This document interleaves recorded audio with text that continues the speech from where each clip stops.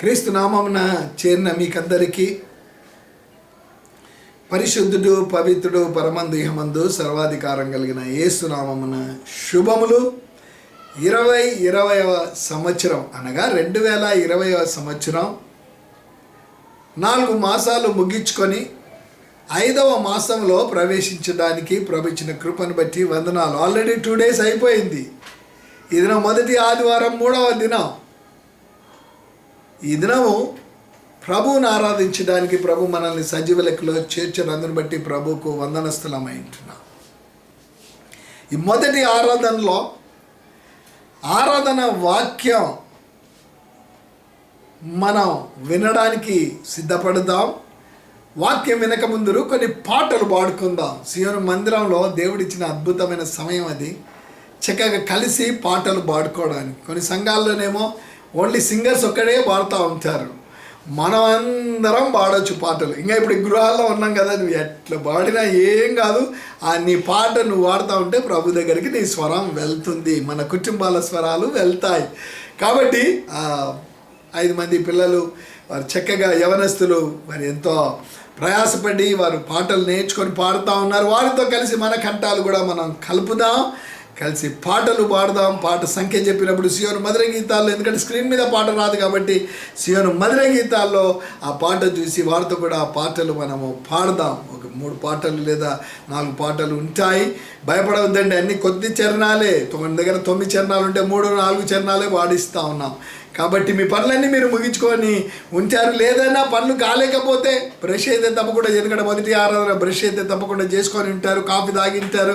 కాబట్టి వాక్యం మొదటి ఆరాధన తర్వాత కావాలంటే మీ వంటలు అవన్నీ చేసుకోండి.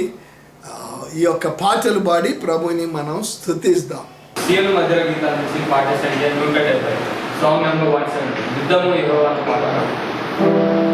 యుద్ధము యెహోవాదే, యుద్ధము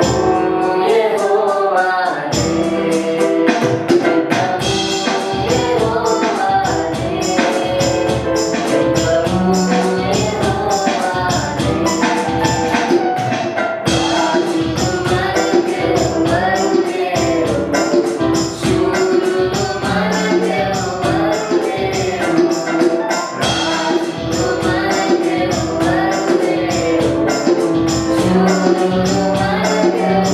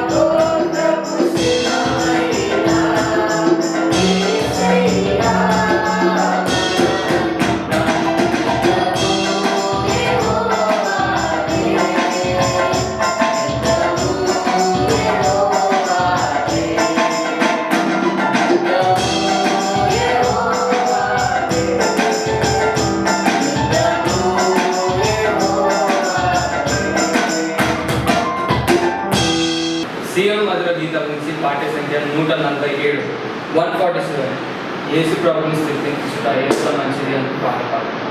వీక్షిస్తున్న ప్రతి వారు మాతో కలిసి పాడాలని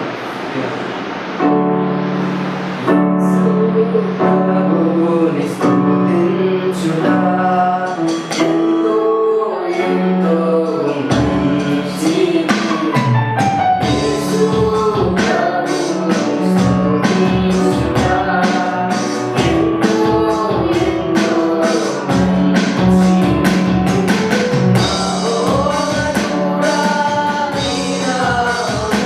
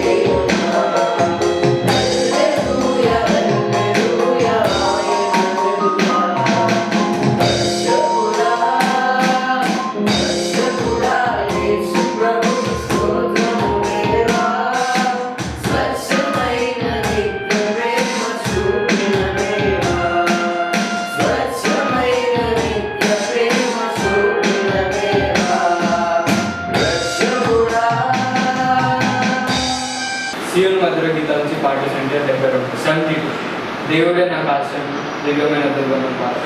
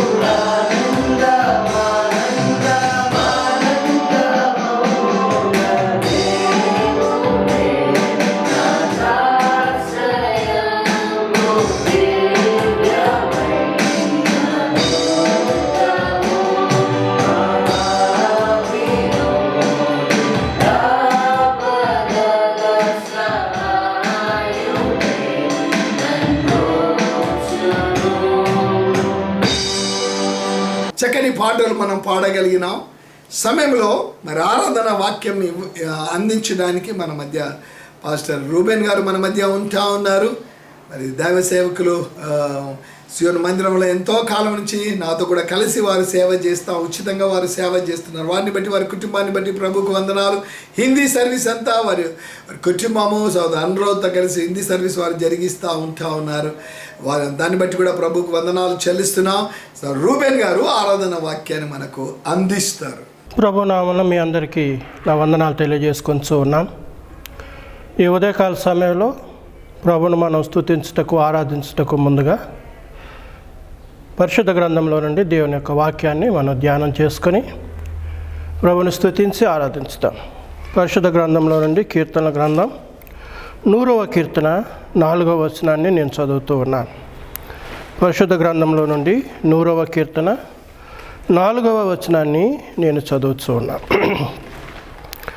కృతజ్ఞతార్పణలు చెల్లించచ్చు ఆయన గుమ్మములలో ప్రవేశించుడి, కీర్తనలు పాడొచ్చు ఆయన ఆవరణంలో ప్రవేశించుడి, ఆయనను స్తుతించుడి, ఆయన నామము గణపరచుడి. ప్రభు యొక్క వాక్యంలో కీర్తనాకారుడు 100వ కీర్తనలో చక్కని వచనాన్ని ఇక్కడ తెలియచేస్తూ ఉన్నాడు. ప్రభువును మనం స్తుతించడానికి అవసరమైనటువంటి ఒక గొప్ప ఆలయాన్ని గురించి మాట్లాడుతూ ఉన్నాడు.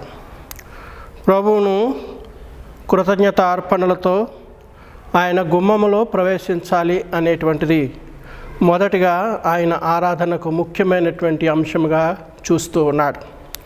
రెండవది కీర్తనలు పాడుచు ఆయన ఆవరణంలో ఉండాలని ఆయన చెప్పుతూ ఉంటున్నాడు.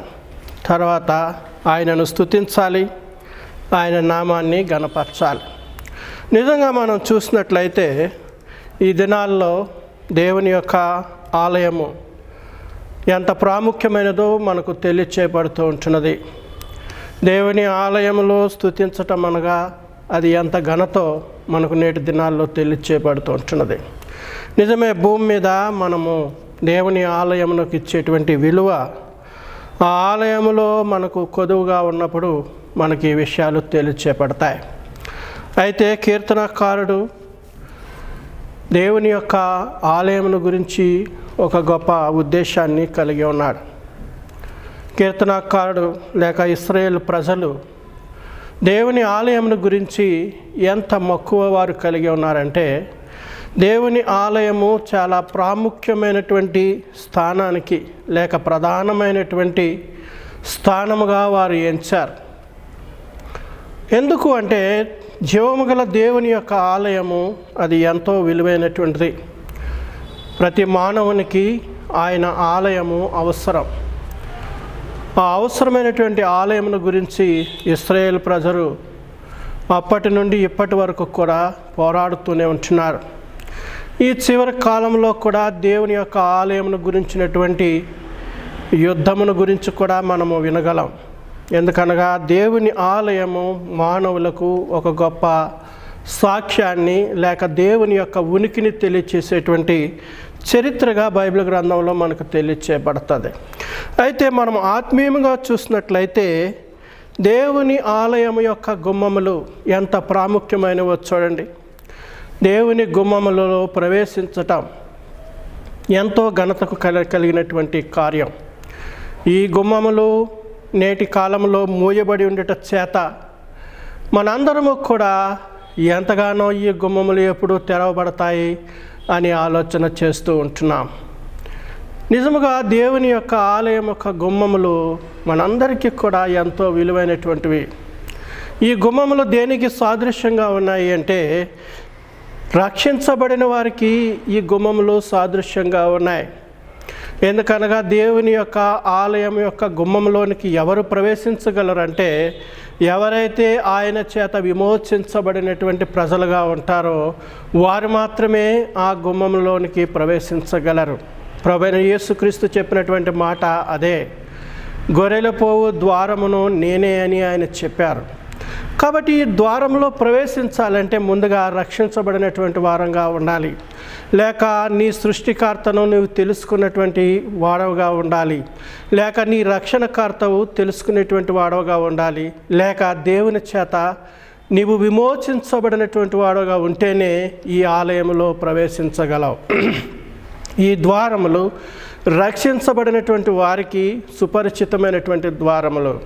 ఎందుకనగా లోకములో నశించు మార్గములో ఉంటుండగా, మరి పాపము చేత అపరాధముల చేత మనం కొట్టబడి ఉంటుండగా, మరి వాక్యంలో చెప్పినటువంటి మాట ప్రకారంగా మనందరము గొర్రెల వలె త్రోవ తప్పిపోయినటువంటి వారంగా ఉన్నాం.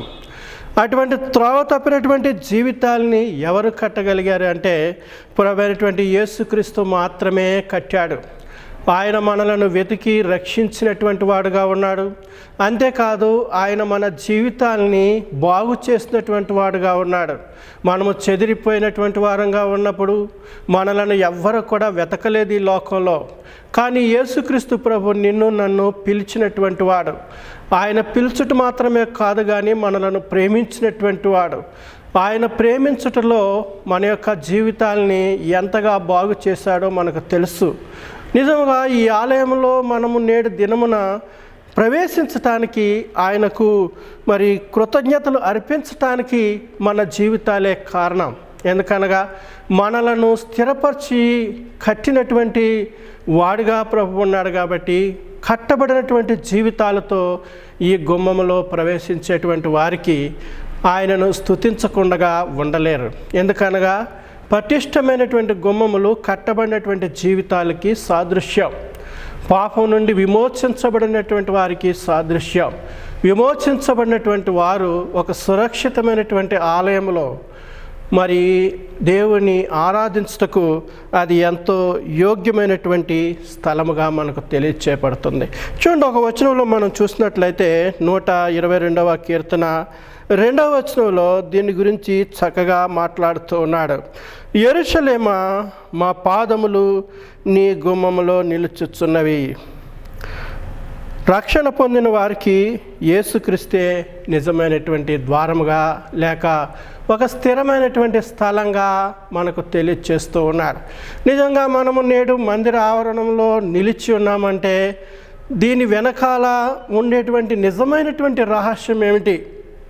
తెలియని ప్రజలు లేక తెలియని లోకము ఏమనుకుంటూ ఉంటుందంటే వీరు ఏదో లాభము చేత క్రీస్తును అనుసరిస్తూ ఉన్నారని అనుకుంటూ ఉంటారు. కానీ నిజమైనటువంటి జీవిత లక్ష్యము లేక రహస్యమునకు కారణం ఏమిటంటే మన పాదములు దేవుని ఆలయములో స్థిరముగా నిలిచి ఉన్నాయంటే ప్రభు మన జీవితాల్ని కుదిరిపరిచాడు. ఎందుకనగా పాపం చేత తిరుగులాడినటువంటి మన పాదములు ఇష్టానుసారంగా ఒకప్పుడు మనం తిరుగులాడుచూ ఉన్నటువంటి వారం, కలహాలకు మరి అనేకమైన భేదాభిప్రాయాలకు ఇష్టానుసారమైన జీవితాలకు తిరిగినటువంటి వారం. అటువంటి తిరుగులాడినటువంటి పాదములు నేడు దేవుని మందిరంలో నిలిచి ఉన్నాయంటే ఇది నిజముగా ప్రభు నా పట్ల చేసినటువంటి గొప్ప కార్యం. కాబట్టి నా జీవితాన్ని ఆయన గుమ్మంలోనికి తీసుకొని వచ్చి ప్రభువా ఈ జీవితం నీవిచ్చినది అని చెప్పి నేను కృతజ్ఞత అర్పించడానికి నేను ఎంతగానో సంతోషిస్తాను. కారణం ఏంటంటే నా జీవితాన్ని లోకంలో ఎవరు బాగు చేయలేదు, కానీ ప్రభు నన్ను బాగు చేసి ఆయన నన్ను విడిచిపెట్టలేదు, కానీ ఆయన మందిరంలోనికి నన్ను చేర్చారు. నేడు ఈ మందిరము యొక్క ఆశ ఎంత గొప్పది అంటే ప్రతి క్రైస్తవునికి కూడా మందిరము ఎంతో అవసరం. మనం ఇంటిలో ఎంతగా దేవుని స్తుతించినప్పటికీ నిజంగా దేవుని యొక్క ఆలయము మోయబడినప్పుడు మన హృదయాలు ఎంతగా రోధిస్తూ ఉంటాయంటే మనుషులు మరి అనేకమైనటువంటి ఇబ్బందులు మనకు తీసుకొచ్చినప్పుడు ఎప్పుడు దేవుని మందిరంలోనికి వెళ్ళి ఆరాధించాలా అనేటువంటి ఆశ మన హృదయాన్ని కదిలిస్తూ ఉంటుంది. ఎందుకు అంటే ప్రభు పరలోకాన్ని నుండి విడిచి ఈ లోకానికి వచ్చినప్పుడు నేను నా పనులన్నిటినీ విడిచి ఆయన మందిరంలోనికి వెళ్ళి ఆయనను ఆరాధించటం నాకెంతగానో దేవుడు అనుగ్రహించిన కృపగా నేను భావిస్తాను. రెండవ విషయాన్ని మనం చూసినట్లయితే ఆయన ఆవరణంలో లేక కీర్తనలు పాడుచు ఆయన ఆవరణంలో ప్రవేశించుడి అనేటువంటి మాట తెలియజేస్తూ ఉన్నాడు. కీర్తనల గ్రంథము 65వ అధ్యాయము 4వ వచనాన్ని మనం చూసినట్లయితే, నీ ఆవరణంలో నివసించినట్లు నీవు ఏర్పరచుకొని చేర్చుకునేవాడు ధన్యుడు.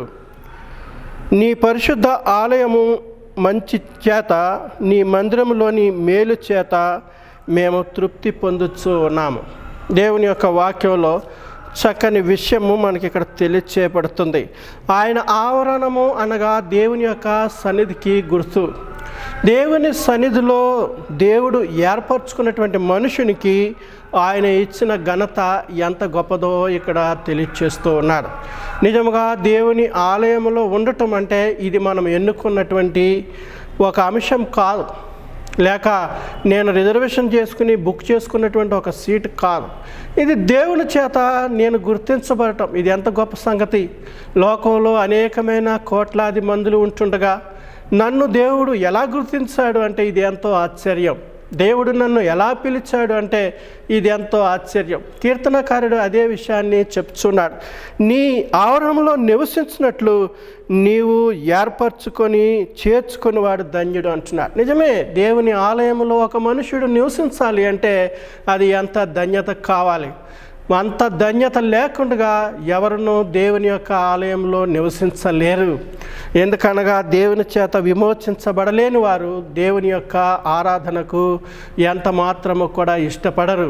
దేవుని చేత మేలు పొందలేనటువంటి వారు దేవుని ఆరాధించలేరు. ఈ కీర్తనకారుడు ఎంత చక్కగా మరి ఆయన యొక్క ఆరాధన గురించి తెలియచేస్తూ ఉన్నాడు. చూడండి, నీ పరిశుద్ధ ఆలయము చేత, నీ మందిరంలోని మేలు చేత మేము తృప్తి పొందుతూ ఉన్నాం. నిజంగా దేవుని మందిరంలో ఆయన మనకు అనుగ్రహించినటువంటి తృప్తి ఎంతో గొప్పది. ఎంత గొప్పది అంటే అది వివరించలేనంత గొప్ప ఆలయము, లేక ఆయన యొక్క మాధుర్యమైనటువంటి జీవిత శాంతిని గురించి మనకి ఇది తెలియజేస్తూ ఉంది. కాబట్టి ఈ ఆవరణంలో నివసించడానికి మనుషులు లేక ఆయన విమోచించుకున్నటువంటి ప్రజలు ఎంతగా ఆశతో ఉన్నారో ఇక్కడ తెలియచేస్తూ ఉన్నాడు. ఒకటి, ఆయన ఆవరణంలో ఏర్పరచుకునే ధన్యత అంటున్నాడు. రెండవదిగా మందిరములో మేలు. దేవుని మందిరములో మనకు ఏముందంటే ఆయనను స్తుతించడంలో మనకు మేలు దాగి ఉంది. ఎందుకనగా ప్రభువే మనకు నిజమైనటువంటి మేలు. ఆ మేలుతో మనము సంతోషించటం, యుగ యుగాలు ఆయనను ఆరాధించటం, ఇది ఎంతో గొప్ప తృప్తిని కలిగించేటువంటి జీవితానికి సాదృశ్యం. ఎందుకనగా నాశనకరమైనటువంటి తెగుల నుండి, నరకాగ్ని నుండి మనల్ని విడిపించాడు. కాబట్టి ఆయన మనకిచ్చినటువంటి ఆ తృప్తితో మనము దేవుణ్ణి స్తుతించాలని కోరుతుంటున్నాడు. 84వ కీర్తన 2వ వచనంలో మరి ఒక మాట ఉంది. నీ మందిర ఆవరణంలో నివసించువారు ధన్యులు, వారు నిత్యము నిన్ను స్తుతించుదురు. 84వ కీర్తన 2వ వచనంలో, నీ మందిర ఆవరణంలో నివసించువారు ధన్యులు, వారు నిత్యము నిన్ను స్తుతించుదురు.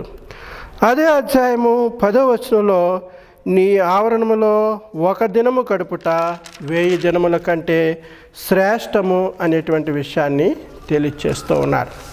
మరి ఒక విషయాన్ని దావీదు అని చెప్తాడంటే 23వ కీర్తన 6వ వచనంలో, చిరకాలము యెహోవా మందిరంలో నేను నివాసము చేస్తాను అని చెప్తూ ఉంటున్నారు. ఇలాగన మనం చూసినట్లయితే దేవుని యొక్క వాక్యంలో దేవుని మందిరానికి వారు ఇచ్చినటువంటి విలువ ఎంత గొప్పదో మనకు తెలియచేయబడుతుంది. ఈ రోజున మనము కూడా దేవుని లేక ఆయన మనకు చేసిన మేలులను గుర్తించుకుందాం. పాపము చేత, అపరాధముల చేత దారి తెలియనటువంటి మనకు దేవుని మందిరములో ఆయన గుమ్మములో ప్రవేశించినట్లు ప్రభు మనకు ద్వారమై ఉంటున్నాడు. రెండవదిగా, మనకు ఈ లోక ఆశల చేత నశించేటువంటి మనకు నిజముగా దేవుని యొక్క తృప్తి మనం కలిగి ఉన్నాం. రక్షణ అనేటువంటి మేలు చేత మనం తృప్తి పొందుతూ ఉన్నాం. కాబట్టి ఆయన మందిరంలో నివసించటము ఎంతో గొప్ప ధన్యకరమైనటువంటి విషయం. మూడవది ఏంటంటే ఆయన యొక్క నామమును ఘనపరచటం. దేవదూతలు ఆయన నామాన్ని ఘనపరిచేటువంటి వారు. దేవదూతలు నిత్యము ఆయనను స్తుతించేటువంటి వారు. కాబట్టి ఆయనను స్తుతించే భాగ్యము మరి మనకు అనుగ్రహించబడిందంటే మనం దేవదూతల కంటే గొప్పవారమని కాదు, కానీ ఆయన స్వరూపంలోనికి చేయబడుచున్నటువంటి మన జీవితాల్ని యేసుక్రీస్తు ప్రభు జ్ఞాపకం చేసుకొని మన యొక్క మలిన జీవితాల ద్వారా మనము చేసేటువంటి స్థుతికి ఆయన ఎంతో ఘనపరచబడతాడు. కాబట్టి ఇటు ధన్యత మనకి ఇచ్చినందుకే ప్రభువును మనం స్తుతించి ఈ ఉదయకాల సమయంలో ప్రభు మనకు చేసిన మేలులను బట్టి ఆయన సాన్నిధ్యంలో మనము దేవునిని స్తుతించుచు యేసుక్రీస్తు ప్రభు నామం ద్వారా క్రీస్తు ద్వారా తండ్రి అయిన దేవునికి కృతజ్ఞతాస్తుతులు చెల్లించుదాం, ఆరాధించుదాం. సమయంలో మనం వినినటువంటి వాక్యాన్ని బట్టి ప్రభును స్తుతించి ఆరాధించుదాం. నిజంగా దేవుని యొక్క గుమ్మములలో ఆయన ఆవరణలో మనలను ప్రవేశపెట్టినటువంటి ప్రభువైన యేసుక్రీస్తు ద్వారా మనకెంతో గొప్ప ధన్యత అనుగ్రహించబడింది. కాబట్టి సమయము ప్రభువును ఆరాధించేటువంటి సమయం కాబట్టి ప్రభువును స్తుతించి ఆరాధించుతాం. ప్రేమగల తండ్రి, మీకు వందనములు, స్తుతులు, స్తోత్రాలు తెలియజేస్తూ ఉన్నాం. నాయన, నీ మందిరంలో నివసించడానికి నీవు ఏర్పరచుకున్నటువంటి మనుషునిగా నన్ను జ్ఞాపకం చేసుకొని ఏ యోగ్యత లేనటువంటి నేను నీ మందిరంలో నిలుచుటకైనను తండ్రి అని నిన్ను పిలుచుటకైనను యోగ్యత లేనటువంటి వాడను, అపరాధిని, పాపిని, భయంకరమైనటువంటి దుస్థితిలో ఉన్నటువంటి వాడను. అటువంటి నన్ను నీవు ప్రభా గుర్తించి ప్రేమించావు. నీ కుమారుడు ద్వారా నన్ను ప్రేమించి రక్షించావు తండ్రి, నీకు స్తోత్రాలు. పాపముల చేత తిరుగులాడుచున్నటువంటి మార్గం లేని నాకు ప్రభా నీ మందిర గుమ్మములలో ప్రవేశించే ధన్యత నాకు ఇచ్చినందుకే నిన్ను స్తుతిస్తూ ఉన్నాను. అలాగనే ప్రభా నీ మందిర ఆవరణంలో నేను నివసించినట్లుగా నాకు నిత్య జీవితమును అనుగ్రహించి నిత్యము నీ సన్నిధిలో నేను తృప్తి పొందినట్లుగా నా జీవితాన్ని తృప్తిపరిచినందుకే నీకు కృతజ్ఞతాస్తుతులు చెల్లిస్తూ ఉన్నాను. నా జీవితమును ఇంతగా చక్కపరిచి నాకు ఎన్నో మేలులు చేసినటువంటి ఉన్నతమైన క్రీస్తు నామాన్ని బట్టి ప్రభా నీకు కృతజ్ఞతాస్తోత్రాలు. నాకింతగా ఇచ్చినటువంటి ఈ ధన్యతను జ్ఞాపకం చేసుకొనచ్చు. నీ బిడ్డలందరితో కలిసి నీ మందిరంలో నివసించినంతగా నన్ను ప్రేమించినందుకే నా రక్షకుడైన యేసుక్రీస్తు నామములో నా కృతజ్ఞతాస్తుతులను మీ పాదములకు సమర్పించుకొనుచు ఉన్నాను తండ్రి. ఆమేన్. ప్రియ దేవుని సంగమా, శ్రేష్టమైన ఆరాధన వాక్యాన్ని మనం విన్నాం. కాబట్టి ప్రభువుని విన్నంత మాత్రం అయిపోదండి, ఆరాధించాలి, ప్రభువుని ఘనపరచాలి. కాబట్టి అందరం కలిసి కదా, ఒక్కొక్కరం పని ఎవరు చేస్తున్నా మనకు తెలియదు కాబట్టి తప్పకుండా ఒక 3-4 నిమిషాలు విత్తబడిన వాక్య ప్రకారం. చాలామంది ఏం చేస్తారు, ఏదో చేస్తారు, ఆరాధననే చేస్తూ ఉంటారు, కానీ విత్తబడిన వాక్యం ప్రకారం చేయరు. విత్తబడిన వాక్య ప్రకారం ఆరాధన చేయాలంటే ఆరాధన వాక్యం తప్పకుండా విన్న విశ్వాసిగా ఉండాలి, వారే ఆరాధన చేయగలుగుతారు. కాబట్టి వాక్య ప్రకారం ఆరాధన అందరం కలిసి చేద్దాం. తప్పకుండా నేను ఒక 3-4 నిమిషాలు తప్పకుండా మీకు సమయం ఇస్తాను. పాయింట్స్ చక్కగా బ్రదర్ చెప్పారు కాబట్టి వాటిని జ్ఞాపకం పెట్టుకొని చక్కగా కళ్ళు మూసుకొని వాళ్ళ మోకాళ్ళు ఉండగలిగితే మోకాళ్ళు ఉండండి. లేదు నిలబడి ఆరాధన చేయాలనుకుంటున్నారా, ఏ విధంగానైనా ఆరాధన అయితే హృదయ శుద్ధిగా ఉంటే ఆరాధన తప్పకుండా ప్రభు దగ్గరికి వెళ్తుంది. కాబట్టి అందరం కలిసి ప్రభుని మనము ఆరాధించి ఘనపరుస్తాం.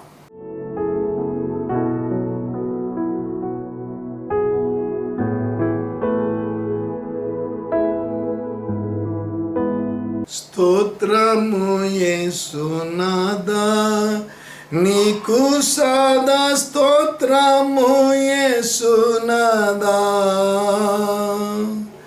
స్తోత్రము చెల్లింతుము నీదు దాసులము పిత్రపుత్రాత్మలకు. స్తోత్రము చెల్లింతుము నీదు దాసులము పిత్రపుత్రాత్మలకు.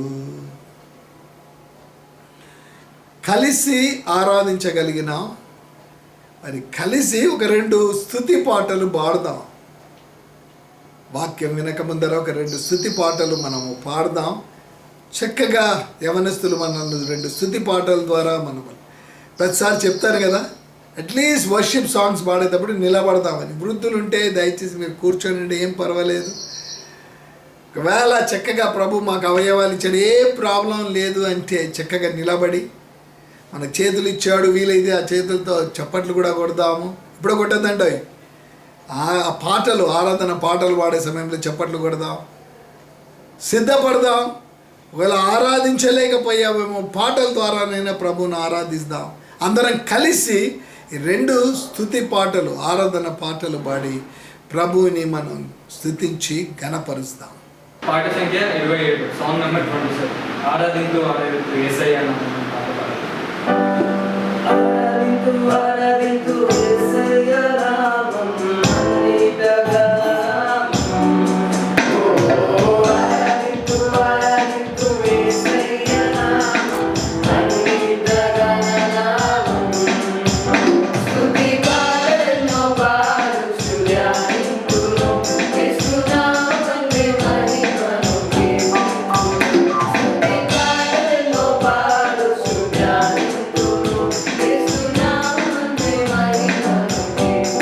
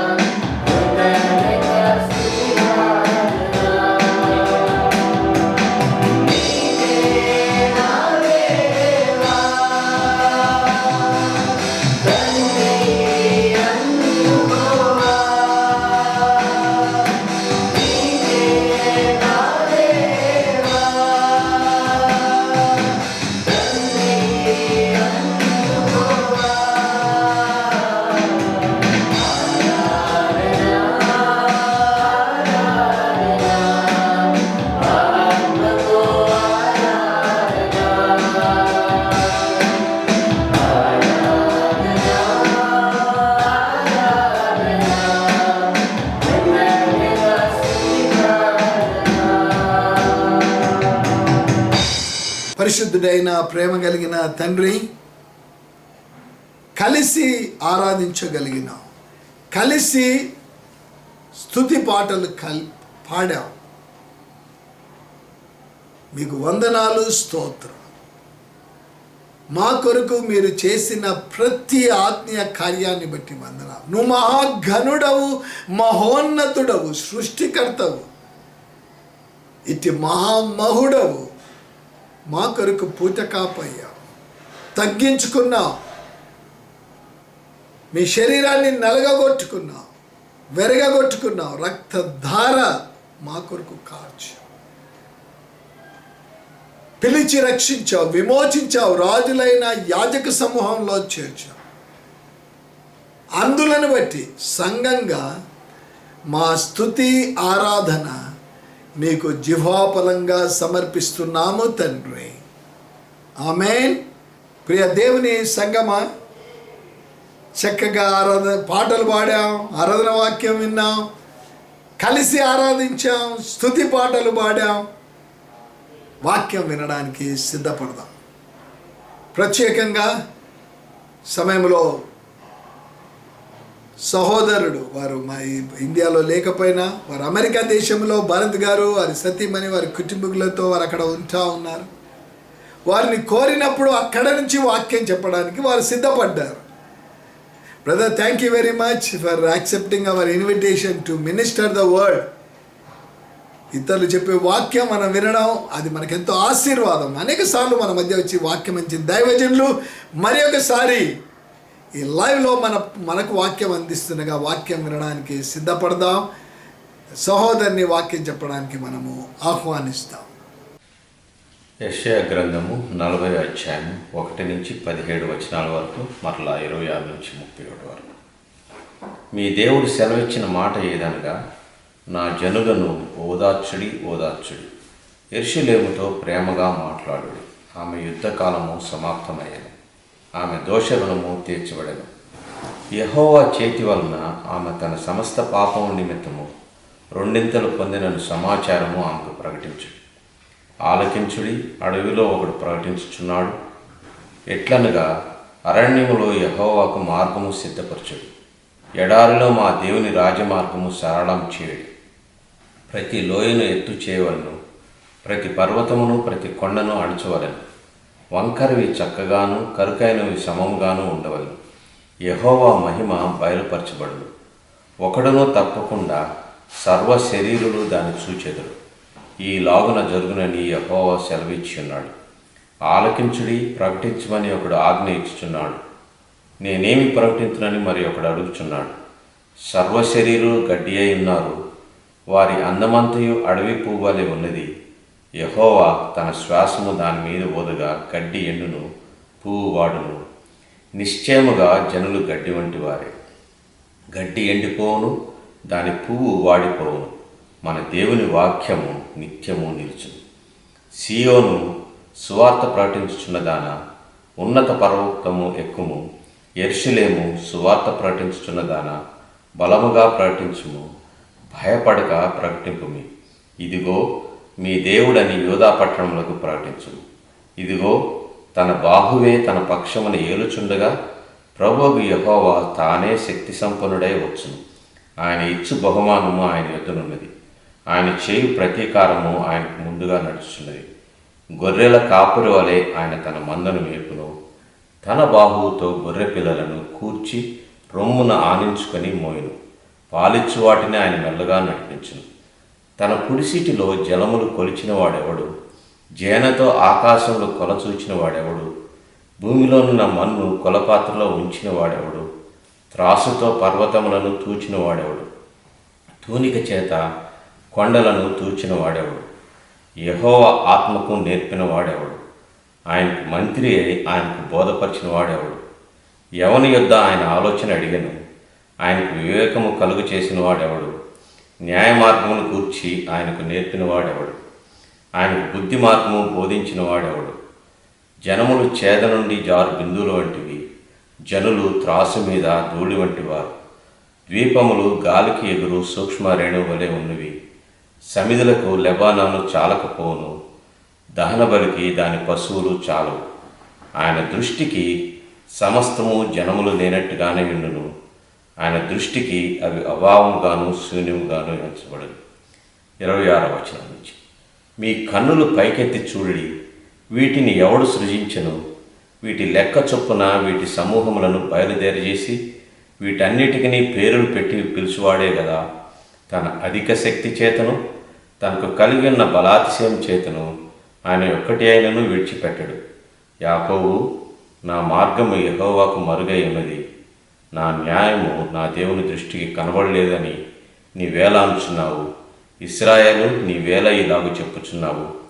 నీకు తెలియలేదా? నీవు వినలేదా? బూదిగంతములను సృజించిన యెహోవా నిత్యుడగు దేవుడు. ఆయన సొమ్మసిల్లడు, అలయడు. ఆయన జ్ఞానమును శోధించుట అసాధ్యం. సొమ్మసిల్లిన వారికి బలమిచ్చువాడు ఆయనే. శక్తిహీనులకు బలాభివృద్ధి కలుగు చేయవాడు ఆయనే. బాలురు సొమ్మసిల్లుదురు, అలయుదురు. యవనస్తులు తప్పక త్రొట్టిలుదురు. యెహోవా కొరకు ఎదురుచూచువారు నూతన బలము పొందుదురు. వారి పక్షిరాజు వలె రెక్కలు చాపి పైకి ఎదుగురుదురు. అలయక పరిగెత్తుదురు, సొమ్మసిల్లక నడిచిపోదురు. ప్రార్థన చేసుకుందాం. కృపామయుడు అని మా తండ్రి, ఈ పరిశుద్ధ దినమందు దివ్యమైన నీ వాక్యమును మాకు అందజేస్తున్నావు. వందనాలయ. ఇప్పుడు ప్రభా, నీ వాక్యంలో ఉన్న గొప్ప సత్యములను, నీవెంత మహాత్ముడైన దేవునివు, ఘనుడైన దేవునివు, మహాగణుడు అయిన దేవుని అని మాకు బయలుపరుచున్నాయన.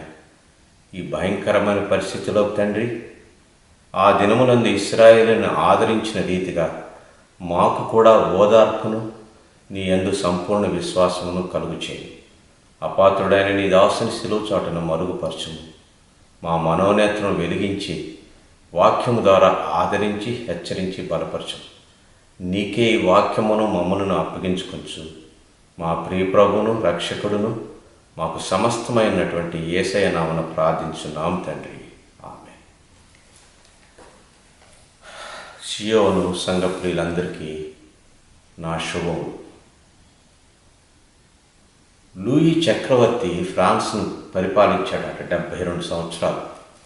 ఆయన చనిపోయినప్పుడు ప్రపంచంలో ఉన్నటువంటి చక్రవర్తులు, రాజులు కూడా ఆయన యొక్క భూస్థాపనకు వస్తే ఆ మందిరంలో ఆయన యొక్క దేహాన్ని బంగారు పేటికలో పెట్టారట. పెట్టేసి ఆ యొక్క మందిరంలో ఉన్నటువంటి క్యాండిల్స్ అన్నిటిని కూడా ఆర్పివేసి ఆయన పెట్టె మీద మాత్రం ఒకటే ఒక క్యాండిల్ పెట్టి ఉంచారట. ఆ యొక్క ఆరాధన ఆరంభించక ముందు ఆ బిషప్ గారు వచ్చి అది చూచి, లూయి చక్రవర్తి కాదు గొప్పవాడు, గాడ్ ఈజ్ గ్రేట్ అని చెప్పేసి ఆ క్యాండిల్ని ఆర్పేశాడు. ప్రభునందు ప్రియులారా, మనం గొప్పతనాన్ని అనేక విధాలుగా చెప్పుకుంటాం. ఆ దినమందు బహుశా ఇశ్రాయేలీలు బబులోనున్న పట్టణం చూచి ఇది ఎంత గొప్ప పట్టణం అంటున్నారు. ఈ దినమందు అమెరికా దేశం చూచి ఎంత గొప్ప దేశం అంటున్నాం. కానీ దేవుని యొక్క మహాత్మ్యము ఈ దినమందు చూచినప్పుడు ఒక్కసారి మనకు ఒక తలంపు కలగాలి. అదేంటంటే, అన్నిటికంటే కూడా సృష్టికర్త అయిన దేవుడే గొప్పవాడని. ఆ గొప్ప దేవుని గురించి యెషయా ఈ 40వ అధ్యాయం అంతా కూడా దేవుని గొప్పతనాన్ని గురించి చాలా చక్కగా వివరించాడు. 3 కీలకమైన విషయాలు ఈ యొక్క అధ్యాయంలో మనం గమనించవచ్చు. మొట్టమొదటిగా మొదటి 11 వచనాల్లో యెషయా అంటున్నాడు, ఓ ఇశ్రాయేలులారా, మీ పాపం కంటే దేవుడు గొప్పవాడని చెప్తున్నాడు. God is greater than your sin. రెండవ విషయం ఏమిటంటున్నాడంటే, మనం కనుక చూస్తే 12 నుంచి 16 వచనాల వరకు మీ పరిస్థితుల కంటే కూడా దేవుడు గొప్పవాడు అని చెప్తున్నాడు. 26 నుంచి 31 వరకు మీ భావములు, మీ బలహీనతల కంటే కూడా దేవుడు గొప్పవాడని. God is greater than your sins, God is greater than your circumstances, and God is greater than your feelings and weaknesses also. ఈ 3 విషయాల గురించి, దేవుని గొప్పతనాన్ని గురించి మనం చదవకముందు ఇశ్రాయేలు గురించి మనం కొన్ని విషయాలు తెలుసుకోవాలి.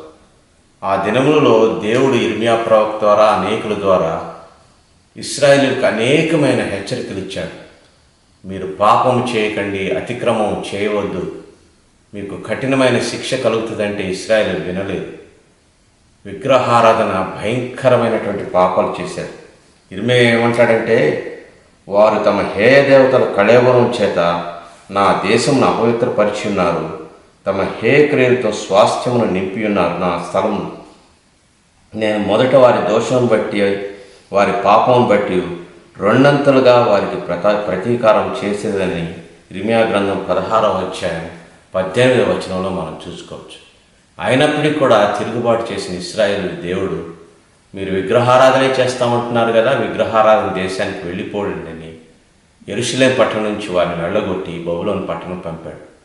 బానిసలుగా పరదేశులుగా 70 సంవత్సరాల నుండి నిరాశ నిస్పృహ కుంగుదల కలిగిన ఆ ప్రజలకు జాలి కలిగిన ఆ గొప్ప దేవుడు ఇప్పుడు ఏమంటున్నాడంటే యెషయా ప్రవక్త ద్వారా, మీరు బయలుదేరండి, ఇప్పుడు వెంటనే మీరు బయలుదేరి తిరిగి యెరూషలేము పట్టణానికి వెళ్ళండి అంటున్నాడు. ఇప్పుడున్నట్టు విమానాలు లేవు, ట్రైన్స్ లేవు. ఆ దినాలు బబులోను నుంచి యెరూషలేము పట్టణం దాదాపుగా 1700 మైళ్ళ దూరంలో ఉన్నది. 2600 కిలోమీటర్ల దూరం కాలినడకన వారు వెళ్ళాలి. వారు అన్నారు, ఇది మాకు సాధ్యము కాదు అంటున్నారు ఎక్కువ మంది. ప్రభునందు ప్రియులారా, ఈ దినమందు కూడా మాకు సాధ్యము కాదు, మేము చేయలేము, నిరాశ నిస్పృహలకు కుంగి ఉన్నాము, మేము ఎటువంటి కార్యం చేయలేము అనేవారే ఉన్నారు. కానీ దేవుని కొరకు నేను నిలబడతాను, దేవుడు చెప్పిన మాట నేను వింటాననే వారు బహు కొద్ది మంది ఉంటున్నారు.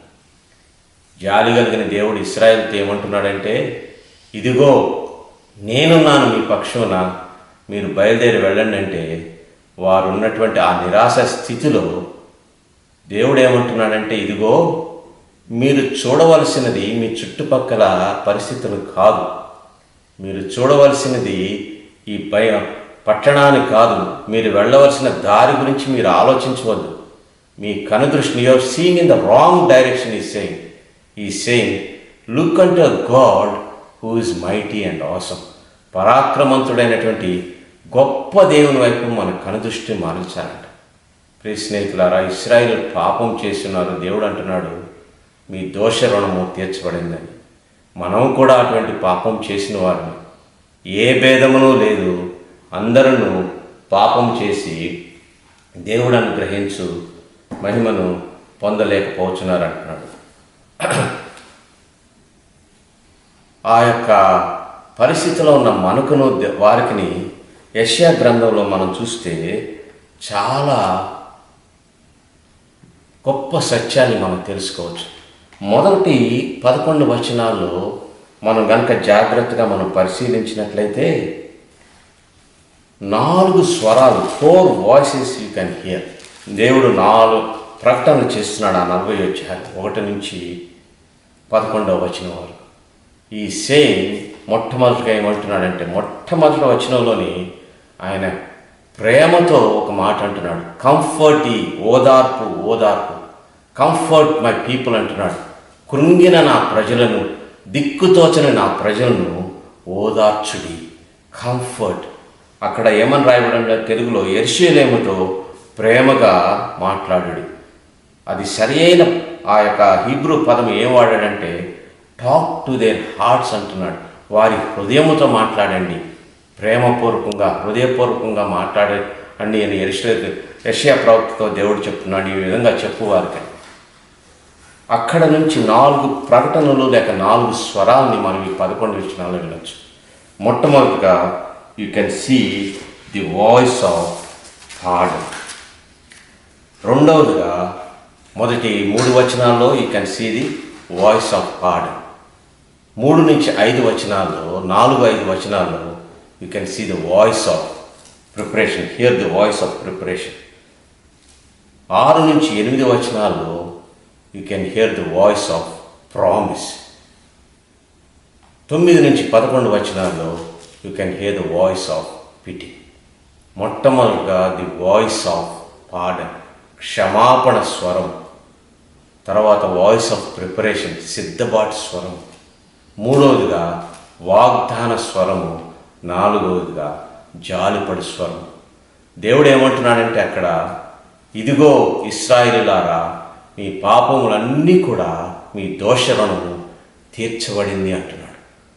ఏ విధంగా తీర్చబడిందంటే దేవుడు అంటున్నాడు, మీ పాపములన్నిటికంటే కూడా యెషయా వారితో ఏం చెప్తున్నాడంటే, దేవుని వైపు చూడండి, మీ పాపం కంటే గొప్ప దేవుడు ఉన్నాడు, ఆయనే మీకు క్షమాపణ దయచేసి ఉన్నాడని చెప్తున్నాడు. ఈ దినమునందు మనకు కూడా ప్రియ స్నేహితులారా, నీవు భారంతో ఉన్నావా, పాప భారంతో కుంగిపోవచ్చున్నావా, నీకు కూడా ఆ క్షమాపణ స్వరం వినపడుచున్నది. ఏ విధంగా ఆ క్షమాపణ కలుగుతుందంటే, ఆ కలువరి శిలువపై ఆయన కుమారుడు చెందించిన రక్తం ద్వారా నీ దోష రుణం తీర్చుటకై ఆయన తన రక్తంను వెలగా చెల్లించుట ద్వారా, ఈజ్ గ్రేస్, ఆయన అద్భుతమైనటువంటి కృపను ఆ శిలువపై చూపించుట ద్వారా నీ పాపములు ఆయన క్షమించాడు. Remember always, he is greater than your sin. నీ పాపమును క్షమించగలిగినటువంటి శక్తి ఆ ప్రశస్తమైనటువంటి ఆయన కుమారుని రక్తంలో ఉన్నది. నిర్దోషిగాను, ఏ కళంకము లేనటువంటి వానిగాను, ఏ పాపం చేయనటువంటి వానిగాను తన ఇష్టపూర్వకంగా ఆ కలువరి శిలువపై రానుపై శాపంగా వేలాడి నీ పాపదోషమును ఆయన తీర్చున్నాడు. ప్రియ స్నేహితుడా, ఈ దినమందు ఆ రక్షణను నీ పొంది ఉన్నావా? దేవుడు అంటున్నాడు, voice of pardon is talking to us today. ఆ యొక్క క్షమాపణ స్వరము నీతో నాతో మాట్లాడుచున్నది. దేవుడు క్షమించాడు. ఇశ్రాయేలులారా, సిద్ధపడండి, మీరు వెళ్ళాల్సిన, అయ్యో మేము ఏ రీతిగా వెళ్ళమంటే, మొట్టమొదటి అంటున్నాడు, మీ దోష రుణము తీర్చబడింది. నిర్దోషులుగా ధైర్యంతో ఆయన యందు విశ్వాసంతో మీరు బయలుదేరి వెళ్ళుడు అంటున్నాడు. రెండవది ఏంటంటే, ది వాయిస్ ఆఫ్ ప్రిపరేషన్. రహదారిని మీకు బయలుదేరి చేస్తున్నాను, రహదారిని మీకు ఏర్పరుస్తున్నాను అంటాడు. కొండలను దాటవలసి ఉన్నదయ్యా, సముద్రాలు దాటవలసి ఉన్నది, 1800 మైళ్ళు మేము నడవాలి కదా అంటే, నాకు ఒక దృశ్యం గుర్తు వచ్చింది ఇది ధ్యానించుతున్నప్పుడు. ఢిల్లీ నుంచి బయలుదేరారు ఆ వలస కార్మికులు. ఆహారం లేదు, కాలి నడకన వారు బయలుదేరి వెళ్తుంటే 200-300 కిలోమీటర్లు నడిచేటప్పటికే వారు స్పృహ తప్పి పడిపోయారు. ఆ దినమందు రహదారులు లేవు ఈ రీతిగా ఉన్నట్లు. ఆ దినమందు మార్గము లేవు, దొంగలున్నారు, అరణ్యములు దాటాలి, ఎడారులు దాటాలి, కొండలు దాటాలి. కాశ్మీర్ నుంచి కన్యాకుమారి వరకు ఎంత దూరం ఉందో అంత దూరం వారు రావాల్సింది. కానీ దేవుడు అంటున్నాడు, రహదారి త్రోవను నేను సిద్ధపరుచున్నాను అంటున్నాడు. ఆయన 3 అద్భుతమైన మాటలు చెప్తున్నాడు. అరణ్యములో యెహోవాకు మార్గము సిద్ధపరచుడి, ఎడారిలో మా దేవుని రాజమార్గము సరళము చేయడి. ప్రతి లోయను ఎత్తు చేయవలను, ప్రతి పర్వతమును ప్రతి కొండను అడ్చవలను, వంకరివి చక్కగాను కరుకైనవి సమముగాను ఉండవలను అంటున్నాడు. 3 విషయాలు చెప్తున్నాడు. నేను మీ కొరకు సిద్ధపరిచాను. మీ ఆత్మీయ యాత్రలో మన విషయంలో మనం అన్వయించుకున్నట్లయితే, మీ జీవితంలో, ఆత్మీయ జీవితంలో మీరు వెళ్తున్నప్పుడు కృంగి ఉన్నారా, లోయలో ఉన్నారా, ఈ దినమందు ఆ లోయను నేను పైకెత్తుతానంటున్నాడు. కృంగిన వారిని పైకి లేవనెత్తి దేవుడు ఉన్నాడట. లోయలను సమముగా చేస్తానంటున్నాడు. కొండలు, నీ అతిశయంలో, నీ స్వాతిశయంలో ఈ దినమందు జీవించున్నావా? Are you living in your ego and self confidence? God is saying, I will level your self confidence అంటున్నాడు. ఆత్మ విషయమై దీనులైన వారు ధన్యులు అంటున్నాడు. నీవు వంకరవాడవై నీవు వచ్చున్నావా? జక్కై వలె నువ్వు ఉంటున్నావా? దేవుడు అంటున్నాడు ఈ జక్కయ్యతోటి, నీవు చెట్టు దిగిరా, నా ఎద్దుకు రా, నీ త్రోవను నేను సరళం చేస్తానని. జక్కయ్య వంకర మార్గాన్ని మార్చుకొని తిన్నని మార్గాన్ని వెళ్ళాడా లేదా? ప్రియ స్నేహితులారా, ఆయన రక్షించుకున్న తర్వాత నిన్ను విడిచిపెట్టాడు. Is preparing the way for you. A voice of preparation, a voice of pardon also. అయ్యో, ఏ విధంగా మేము వెళ్ళగలమయ్యా? ఇంత పెద్ద పట్టణాలు ఉన్నాయి కదంటే, మిమ్మల్ని తీసుకొచ్చినటువంటి బబులోని దేశం ఏమైపోయింది? ఆ యొక్క అష్షూరు రాజులు ఏమైపోయారు? వారందరూ కూడా నశించిపోయారు కదా. ఈ దినమందు రాజులు అంటున్నవారు, పెద్ద పెద్ద నాయకులు కూడా ఒక చిన్న సూక్ష్మజీవం నుంచి వారందరూ కూడా తలగవలసిందే సృష్టికర్త అయిన దేవునికి. దేవుడు అంటున్నాడు, వారి అందమంతయు సర్వ శరీరులు గడ్డి అయి ఉన్నారు. వారి అందమంతయు అడవి పువ్వు వలె ఉన్నది. యెహోవా తన శ్వాసను దాని మీద ఓదగా గడ్డి ఎండును, పువ్వు వాడును. నిశ్చయముగా జనులు గడ్డి వంటి వారే, గడ్డి ఎండిపోవును, దాని పువ్వు వాడిపోవును. మన దేవుని వాక్యము నిత్యము నిలుచును. Voice of promise. నేను మిమ్మల్ని విడిచిపెట్టలేదు, నా వాగ్దానం మీ పక్షాన ఉన్నాయి. ఇశ్రాయేలు నేను అనుకుంటాను వారు గతంలో ఇచ్చిన వాగ్దానాలు గుర్తుపట్టుకొని ఉంటారు. ఏమనంటే, మీరు గనక పశ్చాత్తాపంతో నా ఎదురుకు వచ్చి క్షమించమన్నప్పుడు నేను వెంటనే నేను క్షమిస్తానని చెప్పాడు కదా. ఇంటికి ఇంటి దగ్గర చూసుకోండి వాక్యంలో దేవుడు ఏ విధంగా 2వ దినవృత్తాంతంలో వారికి వాగ్దానం ఇచ్చాడు. ఆ వాగ్దానం జ్ఞాపకం చేసుకున్నారేమో వారు. వాగ్దానం ఇచ్చి దానిని నెరవేర్చుటకు సమర్థుడని అబ్రహాము నమ్మాడు. ప్రియ స్నేహితురారా, పరిశుద్ధ ప్రభునందు ప్రియులారా, దేవుని వాక్యమే శాశ్వతమైనది. ఆ దినమందున్న బబులోని చక్రవర్తులు ఏమైపోయారు, అష్షూరు రాజ్యం ఏమైపోయినది, సమూలంగా నాశనమైనది. అప్పటికి ఇప్పటికి నిలిచినది నిత్యమైనటువంటి దేవుని వాక్యమే. ఈ ఉదయ సమయమందు దేవుని వాక్యాన్ని, ఆయన వాగ్దానాన్ని నీవు చేపట్టావా? ఎంతగా ఆయన వాగ్దానాన్ని నమ్ముచున్నావు నీ పరిస్థితిలో? Have you taken hold of Jesus Christ? In Jesus Christ alone there is voice of pardon, there is the voice of preparation, there is the voice of promise also. ఆయనే ఈ దినమందు నీతో మాట్లాడుచున్నాడు. ఆయనను నీవు విశ్వసించావా? ఆయన వాక్యమందు నీవు నమ్మకించావా? సమస్త భారం మోచున్న వారులారా నా యొద్దకు రండి, నేను మీకు విశ్రాంతిని కలుగు చేయదనని దేవుడు చెప్తున్నాడు. ఈ భయంకరమైన పరిస్థితిలో నీవు గతం గురించి భయపడుచున్నావా, లేక భవిష్యత్తును గురించి భయపడుచున్నావా, వర్తమానాన్ని గురించి భయపడుచున్నావా? ఆయన అంటున్నాడు, భయపడకుడి, మీరు సువార్తను ప్రకటించుడు. యెరూషలేమా, సువార్త ప్రకటించుచున్నదాన బలముగా ప్రకటించుము, భయపడక ప్రకటించు. ఏమిటి ఆ శుభవార్త అంటే, ప్రభు అయిన యేసుక్రీస్తు నీ కొరకు నా కొరకు చనిపోయాడు, రక్షణను నిత్య జీవనిస్తున్నాడు. Go and share this good news with many people. ఈ దినమందు మనం చేయాల్సింది ఏంటంటే ఆ శుభవార్తను మనం ప్రకటించాలి. Have you taken hold of the voice of promise? దేవుడు అంటున్నాడు, నీవు భయపడద్దు అంటున్నాడు. ఈ యెషయా గ్రంథంలో 40 అధ్యాయం నుంచి 47 వరకు 7 మార్లు ఇదే మాట దేవుడు చెప్పాడు. భయపడకము, భయపడకము, భయపడకము అంటున్నాడు. 7 times he says, fear not, fear not. నీ స్థితి ఏ విధంగా ఉన్నది? ఈ కోవిడ్ నన్ను ఏం చేయబోనన్నది, నా జీవితం ఏమిటి, నా ఉద్యోగం ఏమిటి, నా ఆరోగ్యం ఏమిటి, నేను ఏ విధంగా జీవించాలని నీవు అనుకుంటున్నావా? నువ్వు దేవుని యందు నీవు విశ్వసించి ఆయనపై ఆధారపడుచున్నావా? ఆయన వాక్యమందు నమ్మకించున్నావా? ది వాయిస్ ఆఫ్ ప్రామిస్, ఆ వాగ్దాన స్వరం ఈ దినమందు నీతో మాట్లాడుచున్నది. దేవుడు అంటున్నాడు, నా యొద్దకు రా, నేను నీకు విశ్రాంతిని కలుగు చేస్తాను, నిన్ను ఎన్నడను విడనాడను, ఎడబాయను అని కూడా దేవుడు అంటున్నాడు. అదేవిధంగా మరి ఇంకా ముందుకు కనుక వెళ్తే we can see the voice of pity also. జాలి స్వరం వింటున్నాడు. ఏ దేవుడైతే ఈ దినమందు తన ఉగ్రతను కుమ్మరిస్తున్నాడో పాపభరితమైన ఈ లోకములో, ఎవరినూ ఊహించజాలని చెప్పజాలనటువంటి ఒక గొప్ప ఉపద్రవం తెగులు రూపంలో ప్రపంచమంతటిని కూడా సమూలంగా పట్టి నాశనం చేయుచున్నది కదా. దేవుడు అంటున్నాడు, అదే ఖడ్గము పట్టుకున్నటువంటి దేవుడు తన బాహువు చేత ప్రతీకారం ఆయనకు ముందుగా నడుస్తున్నదని 10వ వచనంలో అంటుంటే, 11లో ఒక చక్కని మాట అంటున్నాడు. ఆయన ఏంటంటే, గొర్రెల కాపరి వలె ఆయన తన మందను మేపును, తన బాహువుతో గొర్రె పిల్లలను కూర్చి రొమ్మున ఆనించుకొని మోయును, పాలిచ్చు వాటిని ఆయన మెల్లగా నడిపించును. ఏ దేవుడైతే యుద్ధశూరుడైన యెహోవాగా ఉంటున్నాడో, ఆయన యందు విశ్వసించిన వారి విషయంలో ఆయన ప్రధాన కాపరిగాను, గొప్ప కాపరిగాను నీ పక్షాన నా పక్షాన ఉంటున్నాడు. ఎంత జాలి కలిగిన దేవుడు అంటే, నన్ను ఆయన తన రొమ్మున ఆనుకొని నీవు నడవలేకుండా ఉంటే ఎత్తుకొని నడిపిస్తాడట. What a great and loving God we are having.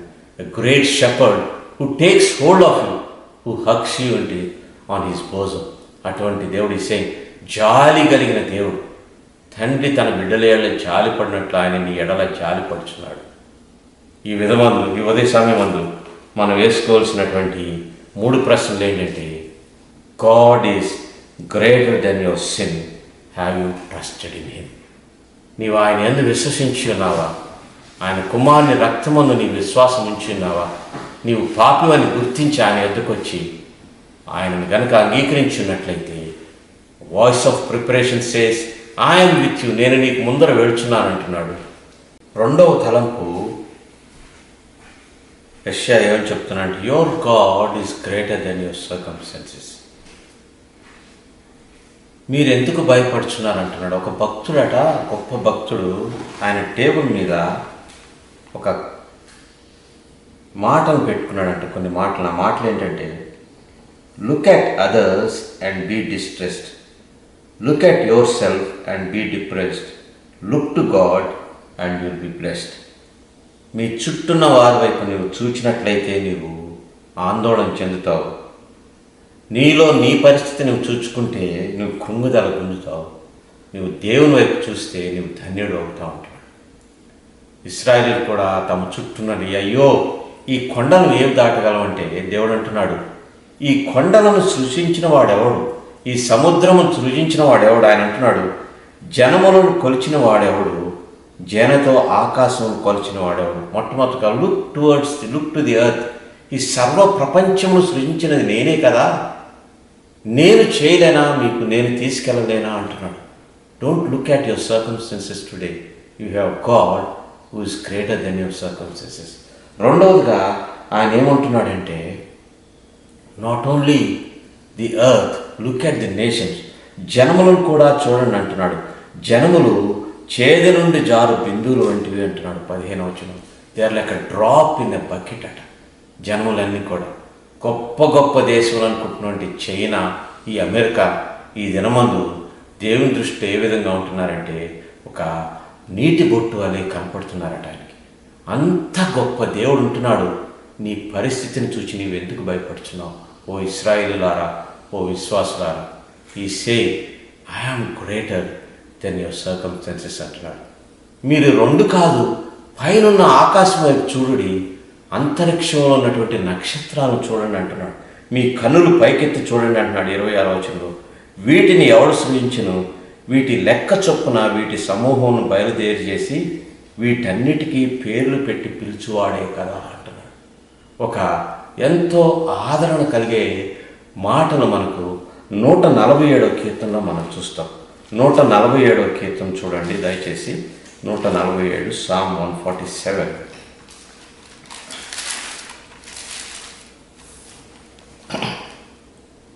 యెహోవాయే, 2వ వచనం, యెహోవాయే యెరూషలేము కట్టువాడు, చెదిరిన ఇశ్రాయేలును పోగు చేయవాడు, గుండె చెదిరిన వారిని ఆయన బాగు చేయవాడు, వారి గాయములు కట్టువాడు, నక్షత్రముల సంఖ్యను ఆయన నియమించున్నాడు, వాటన్నిటికీ పేర్లు పెట్టుచున్నాడు. మనం సంఘంలో ఉన్న 10 మంది పేర్లు గుర్తుపెట్టుకోవటానికి మనం ఎంతో కష్టపడతాం, ప్రయత్నం చేస్తాం.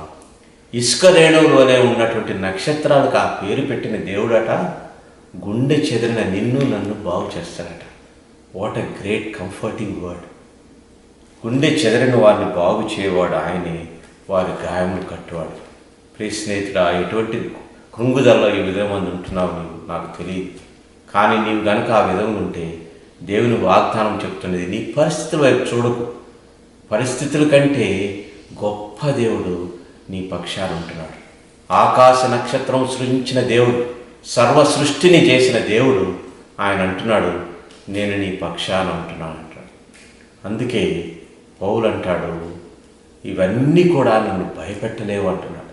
దేనికి నేను భయపడను అంటున్నాడు. ఎందుకొరకంటే నా పరిస్థితుల కంటే గొప్ప దేవుడు నా పక్షాన ఉన్నాడు. ఆ యొక్క సముద్రంలో ఆ యొక్క పడవ పగిలిపోయి ఉంటున్నప్పుడు కూడా చెక్కు చెదరని విశ్వాసంలో ఉంటున్నాడు. నావ ఓడ పగిలిపోయింది, ఆయనే కాకుండా తనతో ఉన్న వారందరూ కూడా ఆ తీవ్రమైన తుఫాను నుంచి రక్షింపబడ్డారు. యేసుక్రీస్తు నీ కుటుంబం అనే నావలో ఉన్నాడా? యేసుక్రీస్తు నీ జీవితంలో ఆయన లంగరు వేసి ఉన్నాడా? లేక నీవు చుట్టూ చూచి కృంగుదల గురవుచున్నావా? Are you following him? Are you trusting in him? విశ్వాసమునకు కర్తయు దాన్ని కొనసాగించువాడైన యేసు వైపు చూచుచు అంటున్నాడు హెబ్రీయులకు రాసిన పత్రికలో. యేసు వైపు నువ్వు చూచుచున్నావా? లేకపోతే అయ్యో నా పరిస్థితి. సాధారణంగా క్రైస్తవులు ఎప్పుడు కూడా తమ పరిస్థితుల గురించే చెప్తారు. అయ్యో నా ఆరోగ్యం బాగలేదండి, నాకు ఉద్యోగం లేదండి, నాకు ఆ పరిస్థితి ఈ పరిస్థితి ఉన్నదని. కానీ ఏ దినమందా కానీ నా రక్షకుడైనటువంటి యేసు ఉన్నాడు, దేవునికి స్తోత్రమని స్తుతివాక్యం చెప్పావా? సంఘముగా ఈ దినమందు ఆయనకు స్తుతి చెల్లించవలసిన సమయం ఆసన్నమైంది. క్రీస్తు ప్రేమను చూపించాల్సింది. మన పరిస్థితుల కంటే పౌలు అంటాడు, వీఆర్ మోర్ దెన్ కాంకరర్స్ అంటే అత్యధికమైన విజయం క్రీస్తు మనకు దయచేస్తున్నాడు. పౌలు కంటే ఎక్కువ శ్రమలు మనకు కనగట్లేదు ప్రియులా. అయినప్పటికీ కూడా నువ్వు దేని వైపు చూస్తున్నావు? Are you looking unto Jesus, the author and finisher of your faith? లేక నీ పరిస్థితిని చూచి నువ్వు కంగారు పడవాడుగా నువ్వు ఉంటున్నావు? దేనిపై నువ్వు ఆధారపడుచున్నావు? దేనిని గురించి నువ్వు భయపడుచున్నావు? దేవుడు అంటున్నాడు, God is greater than your sin. Have you taken hold of, have you trusted him? God is greater than your circumstances. Are you looking towards him with faith? విశ్వాసముతోటి ఆయన వైపు నీవు చూచుచున్నావు. ఆ విశ్వాసపు కనిచూపు కనుక నీకు పక్కకు తొలగిందంటే పేతురు వలె నీవు కూడా కుంగిపోయే పరిస్థితి వస్తుంది. Don't look at others, don't look towards yourself, look unto Jesus. He can finish your race. ఆయనే నీ పరుగు పందెను ముగించేవాడు కనుక లుక్ నాట్ అంటూ సర్కమ్స్టెన్సెస్. ఓ ఇశ్రాయేలులారా, ఈ యొక్క భూమినంతటిని కూడా త్రాసులో తూకం వేసినవాడు, ప్రతి నక్షత్రములకు పేరు పెట్టినవాడు, అంత గొప్ప దేవుడు నీకుంటే నీవు ఆయనకి ఇంకా అంటున్నాడు, నీవు ఆయనకు ఆలోచన చెప్తావా? నువ్వు ఎందుకు ఆలోచిస్తున్నావు? ఎంత చక్కటి మాట అంటున్నాడు చూడండి. ఆయనకు ఆలోచన చెప్పిన వాడెవడు అని చెప్పేసి అంటున్నాడు. ఎవని యొద్ద ఆయన ఆలోచన అడిగాను, ఆయనకు వివేకం కలుగు చేసిన వాడెవడు? Christ alone is our wisdom అన్నాడు. క్రీస్తే మనకు జ్ఞానమై ఉన్నాడు, బుద్ధి అయి ఉన్నాడు. బుద్ధి జ్ఞాన వివేకం కలుగు చేయి దేవుని వైపు నీవు చూడకుండా నీ పరిస్థితి వైపు ఎందుకు చూస్తున్నావు? మూడవ తలంపుకు మన వద్ద మూడవ ప్రకటన చేయించున్నాడు, God is greater than your weaknesses and feelings. అనేక మార్లు మనం ఏమంటారంటే, అయ్యో ఇది నా వల్ల సాధ్యం కాదు, నేను చేయలేను, నేను బలహీనుడిని అని చెప్పేసి కొన్ని మార్లు అంటావు. నేను ప్రార్థన చేయడానికి కూడా నాకు రావట్లేదు, నేను ప్రార్థన చేయలేను, సేవ చేయలేను, అటువంటి పరిస్థితులు నేను ఉన్నానంటే దేవుడు అంటున్నాడు, I am greater than your feelings, I am greater than your weaknesses. ఎంత గొప్ప దేవుడు ఉన్నాడంటే పౌలు అంటున్నాడు, I can do all things through Jesus Christ who strengthens me అంటున్నాడు. నన్ను బలపరచువాని అందే నేను సమస్తమును చేయగలను అంటున్నాడు. ఇటువంటి దేవుడు మనకున్నాడంటే ఎంత చక్కటి మాటలు అంటున్నాడు చూడండి. ఆయన సొమ్మశిలడు, నీవు సొమ్మశిలుతావు, ఆయన సొమ్మశిలడు. అలయుడు, ఆయన జ్ఞానమును శోధించుట అసాధ్యము. సొమ్మశిలిని వారికి బలమిచ్చువాడు ఆయనే, శక్తిహీనులకు బలాభివృద్ధి కలుగు చేయవాడు ఆయనే. యెహోవా కొరకు ఎదురు చూచువారు నూతన బలము పొందుదురు. అక్కడ అసలు హీబ్రూ భాషలో మాట్లాడినది ఏంటంటే, దే ఎక్స్చేంజ్ దేర్ స్ట్రెంగ్త్. వారట, ఓ ఇశ్రాయేలులారా, మీ బలహీనతను దేవునికి ఇస్తే ఆయన బలాన్ని నీకు ఇస్తాడని. దేవుడు ఈ దినమందు నీతో ఆ మాట చెప్తున్నాడు. నీ బలహీనతను ఆయనకు అప్పచెప్పాడు. ప్రియ స్నేహితులారా, ఈ లోకంలో సువార్త సేవ చేసిన అనేకులు వారి బలహీనతను అధిగమించి చేసిన వారు. విలియం కేరీ ఇండియాకు వచ్చినప్పుడు అనేకమైనటువంటి బలహీనతలు వచ్చినాయి, కృంగుదలకు గురయ్యాడు. ఒకానొక దినానైతే ఆయన ఆ యొక్క పుస్తకం అంతా కూడా బైబిల్ తర్జుమా చేసిన తర్వాత ఆ యొక్క అగ్ని ప్రమాదంలో సమస్తమును కోల్పోయాడు. అయినప్పటికీ కూడా నూతన బలం ఉంది, మరలా నూతన శక్తితోటి అనేకులు ఆయన సహాయం చేయడం ద్వారా ఇంకా గొప్పగా ప్రింటింగ్ ప్రెస్ని స్టార్ట్ చేశారు. నీవు ఎటువంటి పరిస్థితిలో ఉన్నావు? కృంగిపోయి ఉన్నావా? బలహీనుడిగా ఉన్నావా? సొమ్మసిలిపోయి ఉన్నావా? అనేక మార్లు ఏంటంటే మనం మందిరానికి వచ్చినప్పుడు మనం ఏంటంటే రెక్కలు చాచి పరిగెత్తే వాళ్ళగా ఉంటాం. ఉదయాన్నే లేచినప్పుడు అయ్యో ఈ దినం ఏ విధంగా గడుచుదంటే, ప్రియ స్నేహితులారా, యెహోవా కొరకు కనిపెట్టుకుని wait on the Lord is saying. Are you waiting with patience? ఓపికతో, ఓర్పుతో దేవుని యొద్ద నువ్వు కనిపెట్టుకొని ఉంటున్నావా? How much of a quiet time has God given you? అనేక దినములుగా ప్రపంచమంతా కూడా ఎంతో తీవ్రమైన వేగంతో పరిగెత్తుతా ఉంది. నాకైతే 2019 సంవత్సరం కన్ను తెరిచి మూచే లోపల అయిపోయిందేమంటుంది. ఈరోజు ఈ కోవిడ్ వల్ల మనం ఇంట్లో ఉంటే గంట గడవటం మనకు కష్టంగా ఉంది. ఎంత గొప్ప అవకాశం ఇచ్చాడు దేవుడు. అంటున్నాడు, నిదానించు, నీ జీవితాన్ని పరీక్షించుకో. గొప్ప అవకాశాన్ని ఇచ్చాడు దేవుడు. ఆయన స్వరమును విను. దేవుడు అంటున్నాడు, సియోను సంగమా, సమయం ఆసన్నమైనది, ఆయన స్వరమును వినుము. ఆయన ఏం చెప్తున్నాడో నీ వినుము. ఓపికతో కనిపెట్టి నూతనమైన సమర్పణ చేసుకో అంటున్నాడు. ఎంత గొప్ప దేవుడు! What a great God we are having. A God who is greater than your sin, a God who is greater than your circumstances, a God who is greater than your weaknesses. మరొక మారు ఆ ప్రశ్న వేసుకుందాం మన జీవితంలో. Have you accepted a God who is greater than your sin? Have you trusted in him? ఆయన యందు విశ్వాసం ఉంచి నీ పాపంలో ఒప్పుకొని రక్షణ పొందావా? A God who is greater than your circumstances.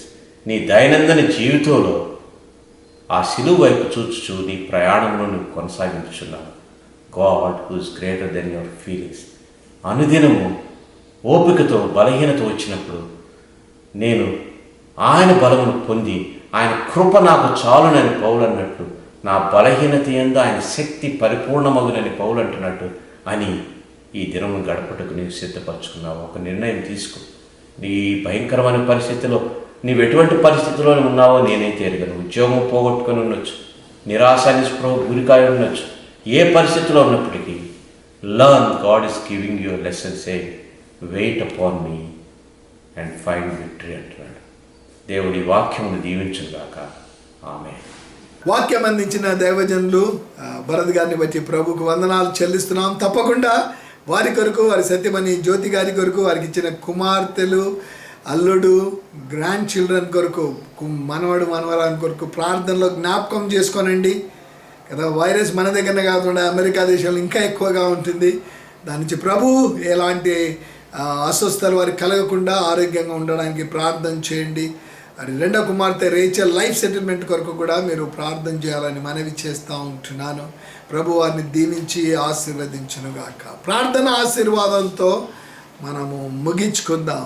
పరిశుద్ధుడైన ప్రేమ కలిగిన తండ్రి, ఉదయం ఆరాధన సమయంలో మరి మెయిన్ మెసేజ్లో మీ దాసుల ద్వారా మాతో మాట్లాడారు. స్తోత్రం.